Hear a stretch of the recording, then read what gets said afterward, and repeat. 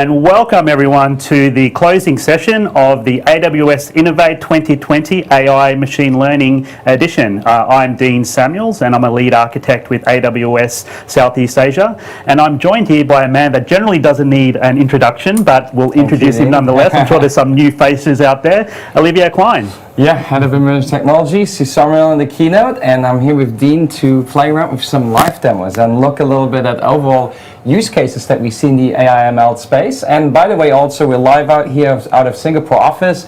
We can take your questions, so feel free to submit them into the chat. As we run through some of our demos at the end, we'll have time for some of your questions too.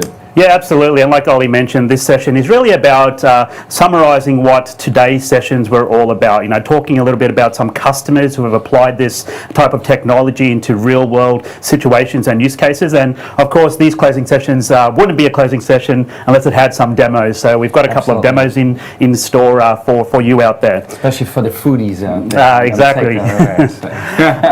So Ollie, I know the theme, or rather our vision for machine learning at AWS is that we do want to put machine learning in the hands of all developers. You know, I know you use a very aligned word with this in terms of democratizing technology. Can you maybe just explain what we mean by that? Because I know you did cover it a little in your opening session. Yeah, absolutely. And I think, you know, and I've also brought this slide with me of this kind of tree-layered approach. I think it's really about understanding. Traditionally, when we think about machine learning, you know, we might have had to have some data scientists or had to have a PhD or really good statistical background or be an expert in math to really get something out of the data. And I think what we're trying to do here now is to say, how can we make it easier for anyone out there really to use AI and machine learning? And we take that tree-layered or tree-folded approach of saying, you know, either way, the fully managed AI services, I actually don't need to understand anything on the underlying components, just make API calls, get those capabilities, and we obviously keep adding to those. So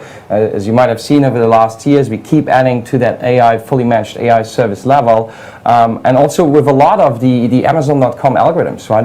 Amazon personalized forecast, you know, Code Guru came out of the way we actually deploy code and actually analyze code, etc. And we kind of got that middle layer always, which again makes it much easier to really understand how can I build machine learning models, just bring my data in, train my own models, but without the necessary need to understand the underlying nitty-gritty details. And the demos that we're going to do here today are actually focusing on that top layer, because I really want to show, you know, how easy it is for me as a developer to build it. And you know, I know Dean, you brought a demo with yourself. I brought a demo with me. We built them just yesterday within, I mean, for me it was less than an hour, which is pretty impressive. So. It did take mine a little bit longer, but because I'm not a developer, but it also is a great example where even a non-developer, someone that's more of an infrastructure guy, is able to actually build these type of applications by integrating into one or many of those layers that you did just speak about. And I think you highlighted a really good point there, Ollie, in terms of us at AWS being able to leverage the overall machine learning experience that Amazon has actually built over quite a number of years, whether it's through things like recommendation engines or autonomous drones or fulfillment centers and optimization with robotics in there, and many other places as well, where customers can also learn from our own experience as well as the technology that we bring out, which is actually a direct result of what we're running internally within Amazon too. That's right. So, Ollie, when we talk about AI and machine learning, and actually any technology, you know, we always advise our customers that they should take what we call a working backwards approach. And what we mean by that, it may be a bit misleading, talk about moving backwards, you really want to move forwards. But when we talk about working backwards, what we're really talking about is you need to identify what is the business problem or what is the business outcome that you want to actually achieve. And once you identify that, we can start working backwards to what are the processes, operations, and of course technology that should be used. And machine learning is actually no different. A lot of times we can talk to customers and they might say, hey, I want to get into this machine learning game. But again, we take a step back and we really want to understand, well, what is it you want to achieve as an actual business? And what we find with machine learning specifically is customers are currently seeing the benefits of machine learning in 4 key categories or 4 key areas. The first one is around automation. And what we mean by automation is customers have their existing business processes where they actually want to just optimize. Maybe it's processes that are very tedious, very cumbersome, and probably very repetitive. We actually have a saying here at AWS and Amazon that if you have to do something twice or the same thing twice, why not automate it? Yeah. And so machine learning actually provides customers with the ability to do just that. We see customers like, for example, NASCAR in the US and also C-SPAN who have large records of video which they want to index and label. And rather than human beings doing that, they can use machine learning technology to automate it. Exactly. We then move into the augmentation, and augmentation is essentially, again, where customers have existing processes and applications, and they want to enhance that a little bit by some manner. Again, adding machine learning type technologies to maybe improve the overall business process. And we have customers, for example, that are starting to digitize paper-based records using technologies like Amazon Textract, which is essentially a way of digitizing characters and languages on paper into a digitized world where you can then analyze it. Third, we have the area of enrichment, and enrichment is all about the customer experience. How do we enrich the customer experience? We're seeing this a lot in media and entertainment when you're viewing different videos or listening to particular audio. How can organizations enrich that experience for you? And of course, my favorite around invention, which is the fourth category. And this is where businesses, exactly. Businesses are really reinventing themselves. They're really differentiating themselves from all other organizations. And they're looking at ways to maybe build new processes, build new markets, and maybe even build a new business using the technology as well. Right. And so, Dean, what you might not have known, but this is not just a normal screen. This is also a whiteboard. I know. I'm very excited to be able to use this. And I know, we talk about all these different areas, which is great. But, I like to say, generally, there's a bit of an adoption curve. If we have a different kind of technology, there's a bit of a curve on how we're adopting certain parts of technology. And to me, what I've seen in the past, it generally looks like this, right? We have a certain initial adoption, then slowly there's pickup, and then we really explore and scale it out, right? Now, I think for AI and machine learning, the same thing applies. But you always keep telling me there are always these boundaries or these things that we need to overcome to actually really scale out the technology. So why don't you show me a little bit on what you believe are kind of the pillars that we need to overcome and the areas that might be some hurdles that we can overcome with AWS and the technologies. Yeah, absolutely. And you're right, Ollie. Basically, what actually happens is with any technology, whether it's through mobile phones, television, radio, etc., it goes through this adoption curve. And what you typically find at the early stages of the adoption curve is a lot of experimentation. Right. And so we see organizations who have these great ideas, and they want to basically leverage technology to bring these technologies to reality, or rather the ideas to reality. And so a lot of experimentation, maybe on ideas that don't have a material impact to the business if they do fail, because it is an experiment, and we do encourage our customers to really experiment with different things and accept failure. But then as you move along and you start to get even a wider adoption within organizations or across different organizations, you just start to see basically an evolution. Where basically customers are now evolving different products that they have, services they have, and optimizing it for their own customers. And then finally, we start to see basically reinvention or revolution. So you're moving from evolutionary to revolutionary, where customers are actually, organizations are building new businesses, building new markets, and building new products for those markets. But like you mentioned, along this journey, just like any journey, there could be some barriers. And so across this curve, you actually see a wide variety of barriers that actually happen. And we need to work with our customers to really identify how to overcome these barriers. Now, it could be barriers, things like data. So customers and organizations now have the ability to collect vast amounts of data. The problem is, how did they decide exactly what data to collect? So even though it might be cost efficient, they don't simply want to collect every possible data that's actually generated.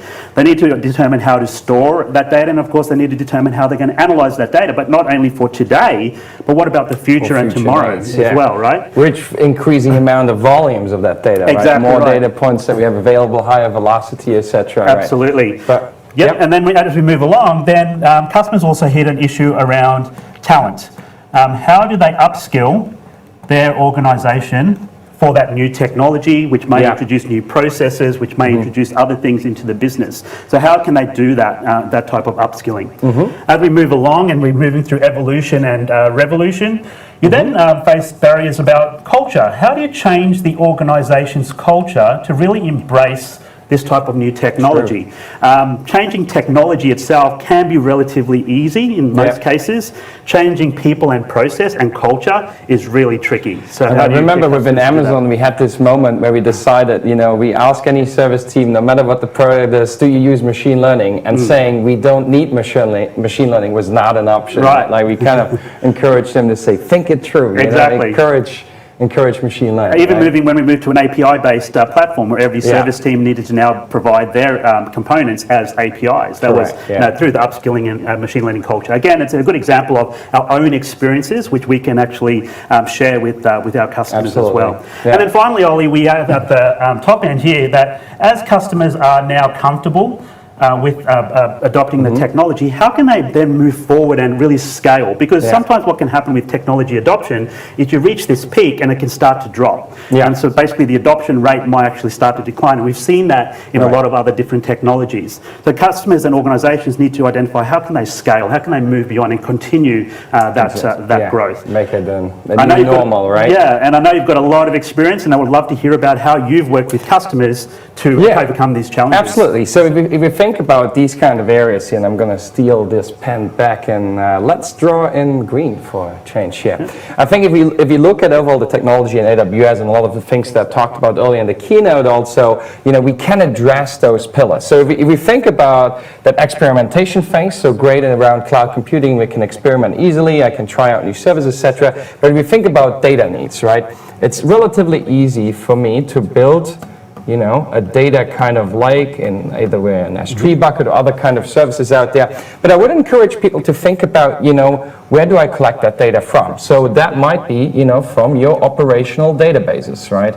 Stream them in there. That might be from existing, let's say, and I'm going to see if I can draw a box here properly, from my data warehouse, right?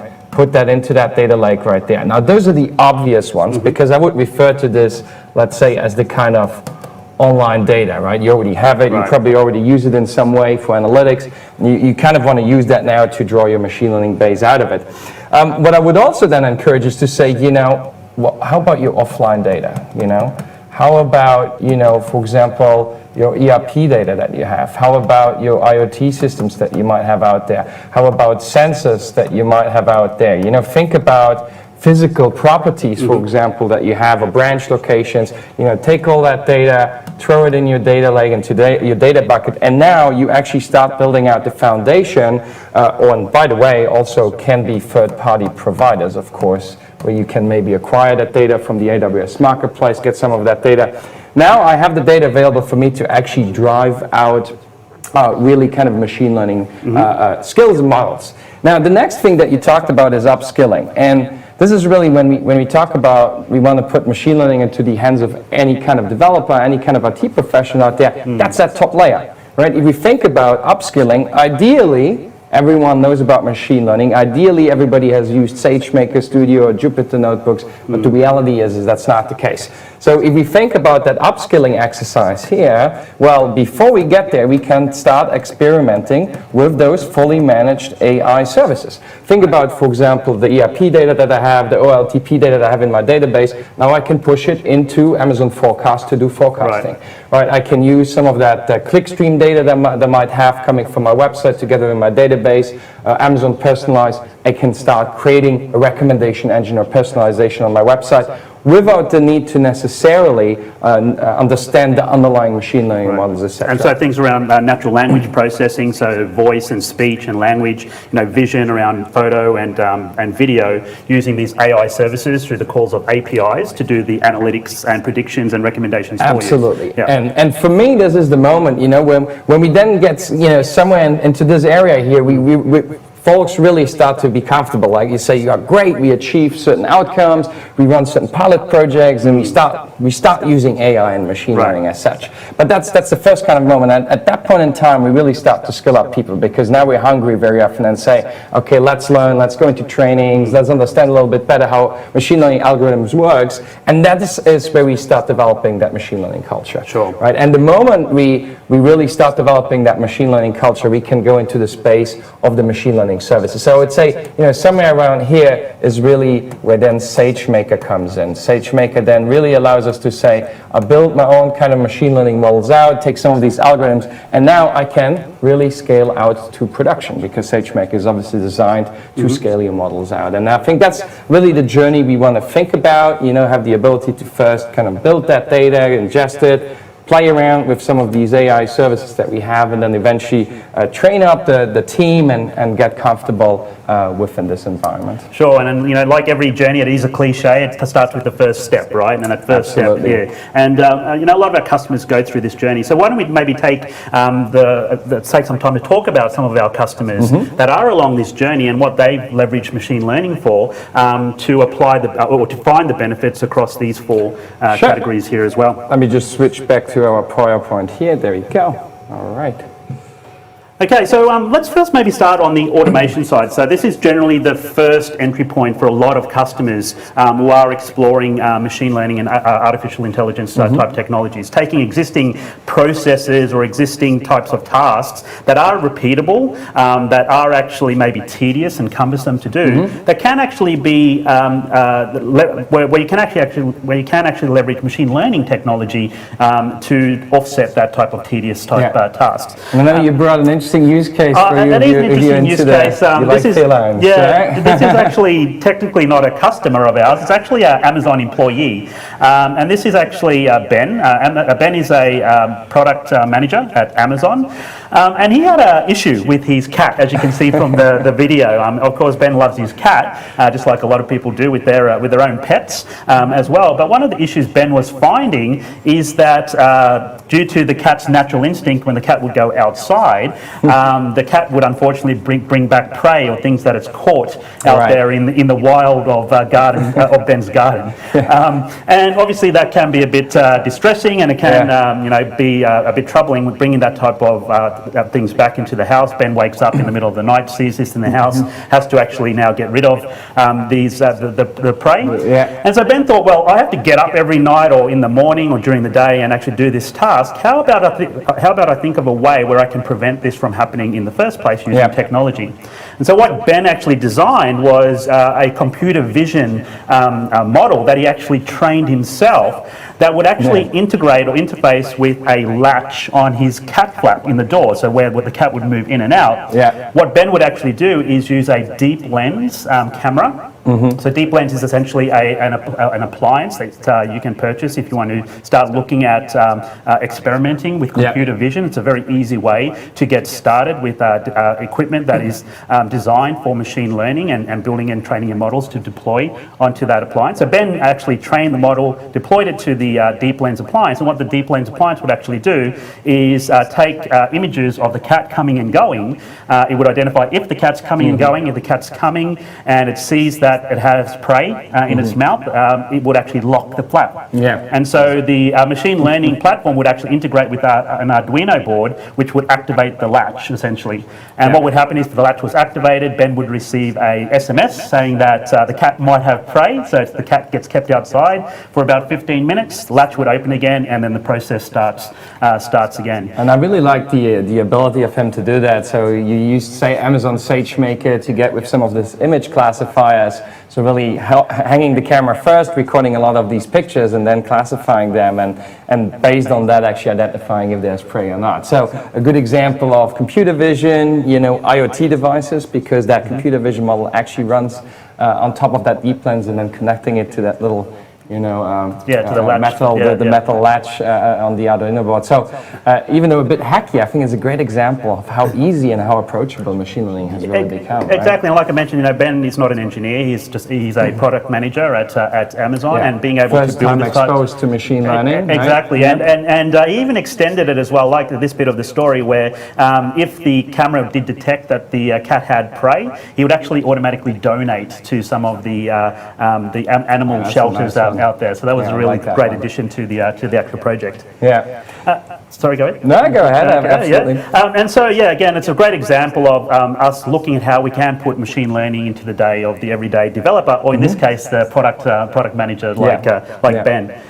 Maybe we'll move on to the next benefit, but before we do, I think we've got a promotion happening. That's right. As of today, we actually have a discount on the AWS Deep Lens. So if you like that video with the cat here, that was a Deep Lens hanging around there. So currently 20% off if you actually want to experiment with some of those Deep Lenses out there. Excellent.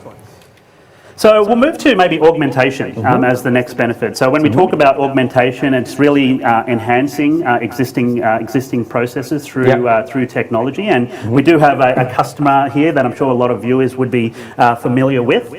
This is actually using computer vision as the machine learning technology. And if you haven't noticed by now, this is basketball. And more specifically, it's the NBA in the US. And more specifically, it's a particular team, the LA Clippers. Are you an LA Clippers fan?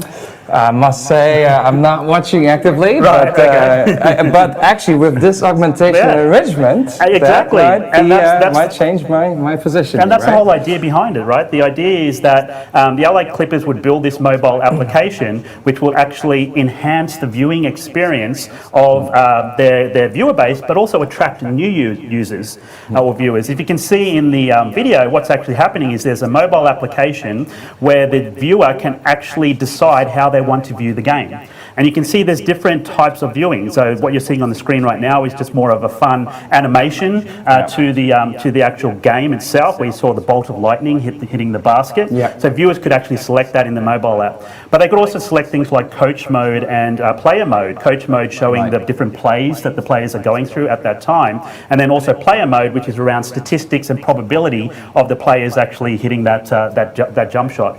The awesome thing about this is actually real time. So as you are watching the game, you're seeing this type of information. There's a variety of cameras all through the stadium that are actually monitoring players and the ball to actually provide that information using a combination of historical data and real-time data to provide these predictions and analytics as well. So it's a pretty cool way to augment that viewing experience. Absolutely, especially for me, right? Since I don't necessarily am an expert in this kind of sport, a great way for me to experience it in a different manner and kind of understand what's going on. Have those overlays in real time, which is really nice. Exactly, and it also can attract maybe even a younger audience who are very familiar with gaming as well. As you can see, there's sort of a gaming vibe to it as well, with the animations and the statistics and the information about players, just like you would see in a game through the power of a mobile application. Absolutely. And I know we've got some customer cases, but you've got a pretty cool demo that you maybe want to talk to us about. That's right. So Dean, you moved recently to Singapore. I used to live here before, and one of the things I really liked here was the food, right? I agree. And so I figured, we got a global audience here today, and not everyone might be familiar with the Singapore hawker centers and the food that we found here. And I figured, wouldn't it be nice to use a bit of machine learning to learn what food looks like here? Yeah, I think so.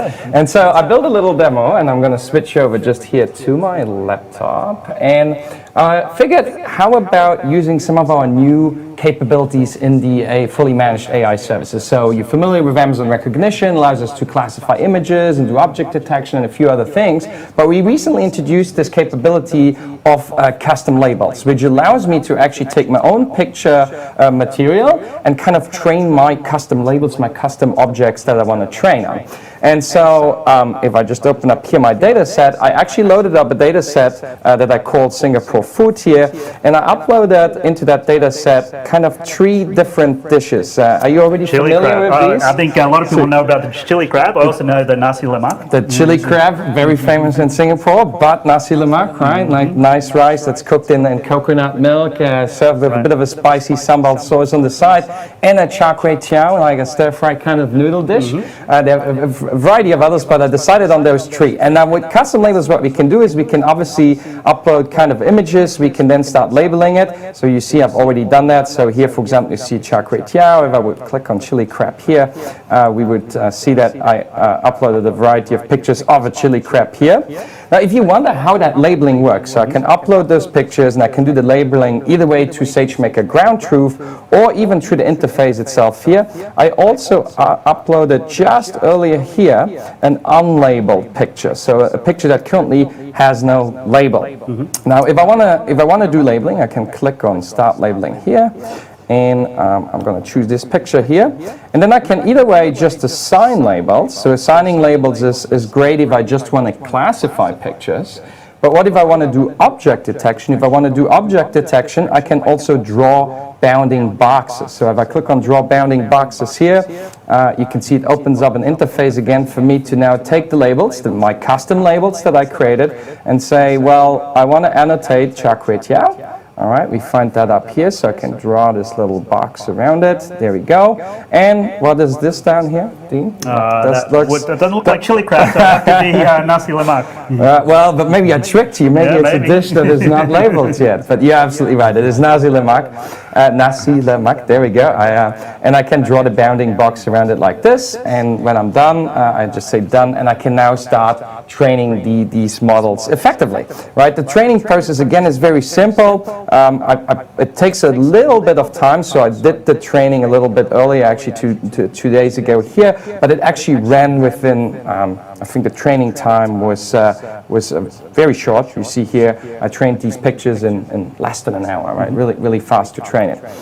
And I actually got a really good precision out of it, I think, which is unheard of. So maybe a little bit of an overfitted model because I just chose 3 different dishes. But I got a wonderful kind of training here. And I can see the test results now here. And you can see that it will start classifying these kind of pictures with a certain confidence score. Now this is in the console, right? And the console is not ideal because I actually wouldn't be able to share it out to people to try this out. So I figured, well, what if I create a little web application that calls my custom labels, right? And as always, I could go ahead and build that myself, or as every good developer, just take an existing sample from our AWS GitHub repository. So if you're not familiar with AWS samples, we publish a lot of samples on our official GitHub channel here. And there's also an Amazon Recognition Custom Labels demo sample here.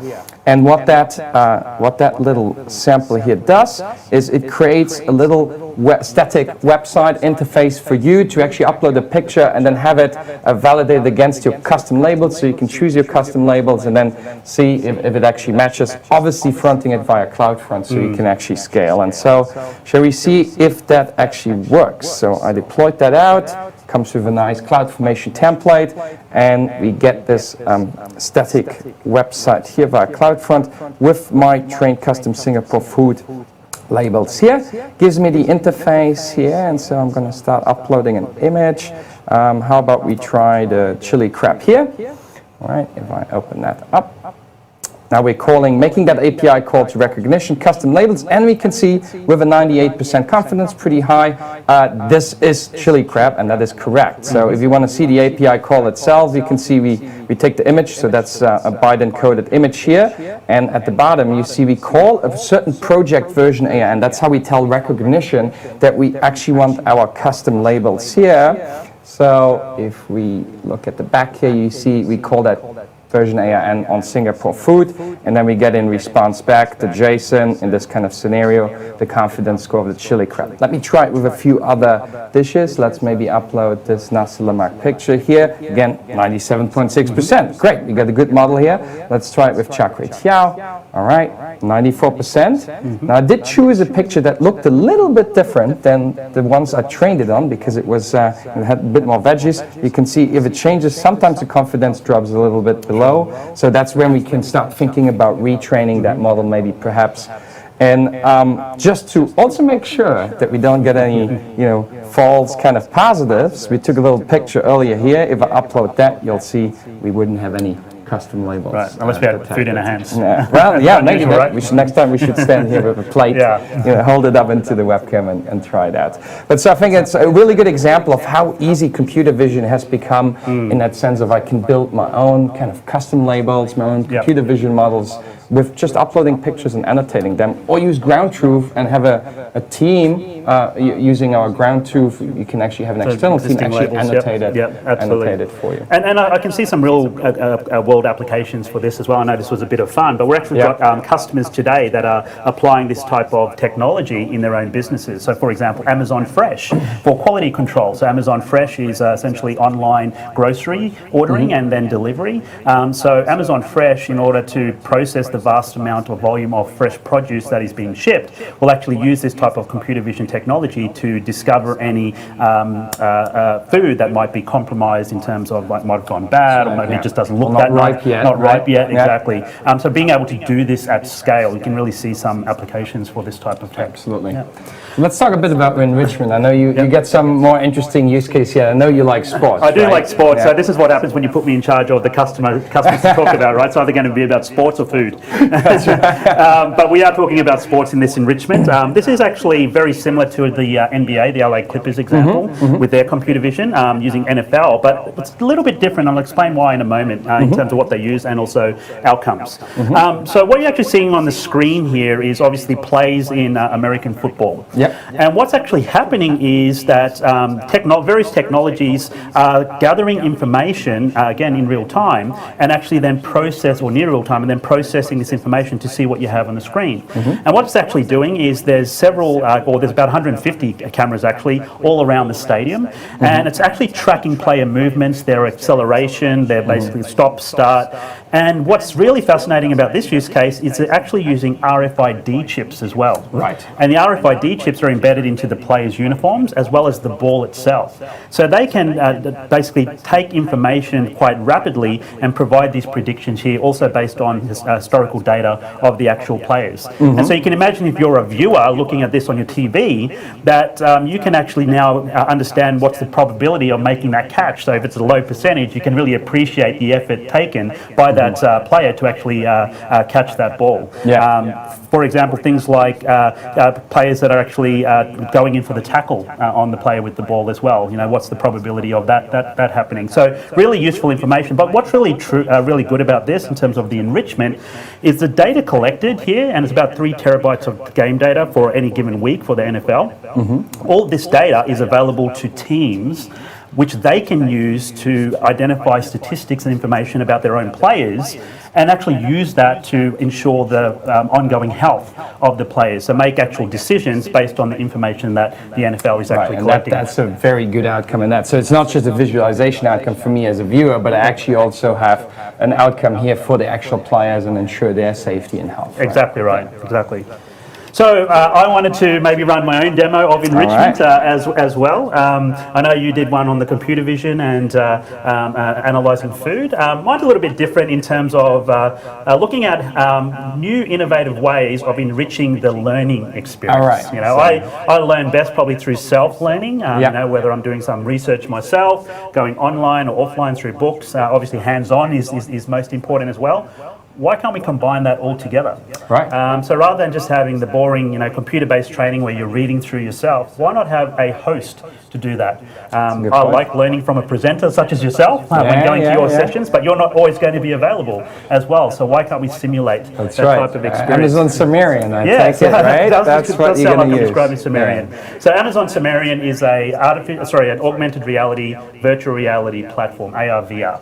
And it allows you to very easily create these AR/VR experiences, even if you're not a developer like myself. It's essentially a what you see, what you get, point and click, drag, drop type environment to connect the different scenes and the states that are actually happening in those scenes. So if we switch to my laptop here, I'm going to basically go through a demo that's going to be using Sumerian Host to talk about some AWS technologies. So essentially what's happening is I've just got a browser, there's no special application required.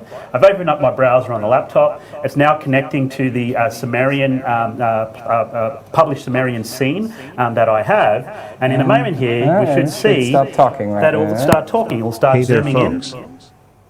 Thank you for joining me for today's lecture on Amazon Sumerian. In this session, we will learn and understand how Amazon Sumerian can help us build augmented and virtual reality applications, and how can we integrate different artificial intelligence, and machine learning services with Sumerian. Let me show you the architecture diagram. You can click on different parts of the architecture diagram to learn more about it. You can also ask me questions by pressing the space key to record your question and then release the space key. And so, obviously got a nice introduction there from our Sumerian host, whose name is Luke. So Luke is essentially our simulation of a normal host that we can interact with. How we interact is really up to us. So I've configured this environment to allow interaction through maybe a traditional way of mouse and keyboard. Yeah. So as Luke indicated, I can click. I think, the more interesting thing would be now to combine it with voice, right? I think so, yeah. So what I could do is I could click on one of these services and Luke would tell me exactly what this service would do. But like you said, let's make it a bit more interesting. So maybe I want to interact with Luke instead. So if I say, tell me more about Amazon Lex. Amazon Lex provides an easy-to-use console to guide you through the process of creating your own chatbot in minutes, building conversational interfaces into your applications. You supply just a few example phrases and Amazon Lex builds a complete natural language model through which your user can interact using voice and text to ask questions, get answers, and complete sophisticated tasks. There we go. Yeah. Or I could say, tell me about your favorite service. My, that's a tough one. Let me think about that. I would have to say that Amazon SageMaker is quickly becoming my favorite. Amazon SageMaker is a fully managed service that provides every developer and data scientist with the ability to build, train, and deploy machine learning models quickly. Traditional machine learning development can be complex and expensive. SageMaker removes the heavy lifting from each step of the machine learning process to make it easier to develop high-quality models. It also makes me seem a lot more intelligent when I integrate into SageMaker and other AI services platforms.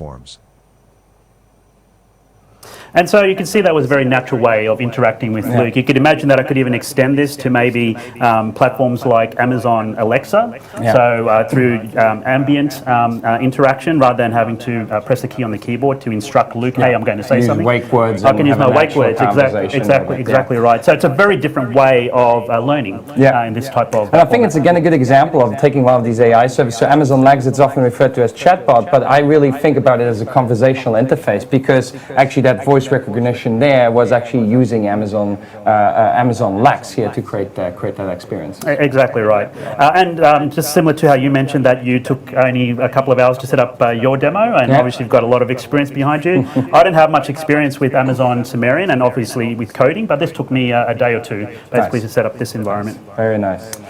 So enrichment, right? But invention. Right, let's talk about invention. Yeah, that's really what's interesting. Exactly. So we do have a really interesting customer use case here that's reinventing the way of drones. And I know you love drone technology, Ollie. The drone technology. These are different kind of drones. It is a different kind of drone. Drones. These are sailing I'm not sure if you've got one of these at your house or not, but this is not in my home in Hong Kong. It doesn't fit in there. So this is essentially, as you can see, a sailboat kind of looking thing. It's a 7-meter piece of equipment. It is completely autonomous, meaning that it's using machine learning to actually navigate around the water. As you can see, it's actually like a sailboat. And what this device is actually doing is it's allowing mapping of the ocean floor in places where it's typically uncharted. It's not common for boats or ships to actually move to those locations. And essentially what's happening is that there's various devices on this piece of equipment. There are solar panels, as you can see. It also uses wind power for sailing and navigation. The solar power is used for the onboard computers. They're actually reporting information to the satellite. And so what Sail Drone, the customer, was able to do is they're able to, like I mentioned, map the ocean floor, information that can actually be used by a lot of other organisations in their own applications, because the devices are actually also taking readings on climate, on tides, on wind, wind and so on. And what's really fascinating about this particular customer is they recently completed recently completed a navigation around Antarctica. Right. So just with under 200 days, I think it was about 196 days, a single boat was able to self-navigate, completely autonomous, around Antarctica. It's about 33,000 kilometres that it was actually able to sail, avoiding icebergs, high winds, high tide, etc., and collect a lot of useful information that now can be used by a wide variety of organisations through the public data sets. Very interesting. And I think it's always when we talk about autonomous vehicles and then we think like self-driving cars, but self-navigating kind of sail drones, that sounds really interesting. I think great example of really thinking about how technology can help invent complete new ways of actually, in this scenario, plotting out and understanding the physical world. But, maybe for our audiences, we walk through a lot of customer use cases, but sometimes my customers or friends ask me, but how should I get started? What should be the question that I should be asking? And certainly this is not the most extensive list, but I think it's very important to kind of ask some of these questions around, do I actually solve a real business problem, right? Do I work backwards from a business problem? Do I actually have data available, right? We talked about the adoption curve and data needs to be available, but I like number 4, Does it require machine learning? I'm sure you've been in situations Could I run it in an Excel sheet? Because there are those situations where customers want to get on the machine learning bandwagon. That's it's right. not always the case, right? That's right. So I encourage everyone out there, really think through your business and work backwards from those outcomes that you're trying to derive from, or if in the invention kind of space of saying, okay, if you have great ideas, machine learning probably very often is the kind of right technology to use in a combination with many other things. But I think it's important to kind of start walking backwards from the business outcomes before straight away jumping into the technology. Yep. Having said that, a bit of experimentation. Exactly, hurts, and right? be willing to experiment, try out those new ideas, making sure that those ideas will have some maybe tangible benefits to the business so you can get that visibility in the stakeholders that need to make the decisions as well. But, allowing that experimentation and willingness to fail and learn from that, this technology really enables you to do that. Great. So this is all we had in terms of content, but I saw there are lots of questions here that came through. So Dean, let me have a bit of a look. Sure. We have things. Can we ingest data in our Amazon SageMaker model from a third-party data lake? Yes, absolutely, actually. So from an Amazon SageMaker perspective, you can obviously grab the data from different kind of data sources. The most common one is obviously an S3 bucket that you might own yourself. But remember that S3 buckets can potentially also be shared to other third parties. So if you think about a third party, they might provide you access to the S3 bucket, for example, through the right kind of IAM roles or credentials, and then have your SageMaker appliance actually look into that bucket. Having said that, a good example of that is the AWS Marketplace. So I talked about it in the keynote earlier. The AWS Marketplace for machine learning does not only come with fully trained models or algorithms that you can choose from, but actually even also data sets. And by the way, we also have the open data sets for AWS. So absolutely, and I would encourage you to do so because very often it does make sense to combine data points from your own kind of business, but also from some of the external sources, which might be weather patterns or some of the floor of the ocean that has been, mapped out. Right? Absolutely. There's one other question there that I might take is what would be use cases of AI ML for a DevOps engineer? And this is an area that does interest me because I do talk to a lot of customers about the automation part of a benefit of machine learning. And what we're starting to see is organizations, when they talk about their operations, especially in the DevOps model, is looking at things like AI ops. And what we talk about when we say AI ops is why not automate a lot of traditional operations in your IT organization. Remember that you're collecting large amounts of data, whether it's through applications, through IoT devices, through computer systems, through operating systems, etc. amount of data you're collecting becomes far too large for a human being to not only view and visualize, but also react to any particular alerts that you might have. So we have customers now that are building complete systems which are quite autonomous when it comes to identifying incidents, reacting to those incidents, and then preventing those incidents in the future. So even leveraging technologies, whether it's things like Amazon Guard Duty or Config and other AWS and also non-AWS technology, customers can actually start to build this complete IT operations self-autonomous system using machine learning. Yeah, those are some very valid and good points. Here's another interesting one. I like this one. It says, I'm interested in 3D vision tech for outdoor use cases to detect a person and an object in darkness and in harsh outdoor environments. Would there exist any kind of project ongoing in AWS related with it? Yes, I've seen actually projects like this. So the interesting thing around computer vision, you can obviously collect information from a camera, and that camera can very often be equipped with infrareds. So night vision mode, right? And so we're seeing these kind of projects being done. So you have a night vision mode or infrared kind of material that comes through, maybe paired up with some other sensors. Some of this requires a little bit of retraining, but that's the beautiful thing about computer vision. You can actually do transfer learning on a lot of these existing kind of models. As a matter of fact, if you look at that food example, that food demo that I gave, it is transfer learning. Now, transfer learning can also be applied with image material that is a little bit different if it comes from a different camera, because the transfer learning actually learns from just initial feature extraction. That's where we do the transfer learning on top of it. But the last part, the last training or classifying, or in this scenario, you want to detect a person, so that would be an object detection, can actually happen at that last layer. So you absolutely can do so. So think about maybe the equipment that you might want to use, certain interesting cameras, and then you can just easily retrain a computer vision model via transfer learning to achieve this outcome. In the scenario, I take it you might want to identify people. Let's see, I think we have maybe time for one. Let's have a look. Anything you'd like to take in?